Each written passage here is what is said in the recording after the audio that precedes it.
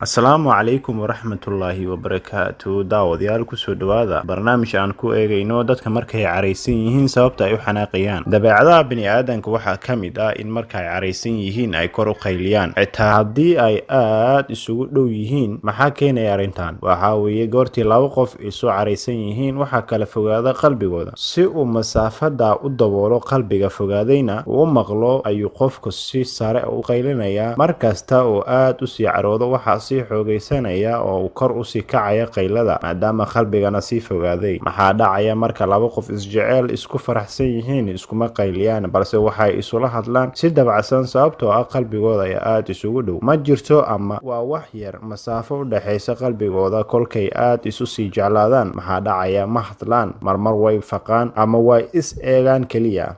markaad carooto samee marka koowaad sidii rasuulkeena suubanaa sallallahu alayhi wasallam noo sheegay. haddii qofku caroodo ha yiraahdo acuudu billaahi, caradiisu way baabi'aysaa. hadiise kale rasuulka sallallahu alayhi wasallam wuxuu yidhi, haddii mid idinka mid ah xanaaqo ha aamuso. qofka aadka u xanaaqa badan wax kastana ka caraysiiyaan wuxuu ka dhigan yahay qof gacanta ku haysta dhimbil dab ah, naftiisa oo keliya ayayna gubaysaa. goorta qofka dabeecadiisa rasmiga ah runtiisa la ogaado waa markuu caraysan yahay wixii uu ku hadlo. haddii aad saxan tahay looma baahna inaad xanaaqdo. haddii aad khaldan tahay xaqba uma lihid inaad carooto. inaad xanaaq la qaraxdo naceebna caloosha ku haysato waxay ka dhigan tahay inaad naftaada u iqaabto qaladaadka dadka kale. waxay kaloo ka dhigan tahay adigoo sun cabaya kadibna filaya in qof kale uu dhinto.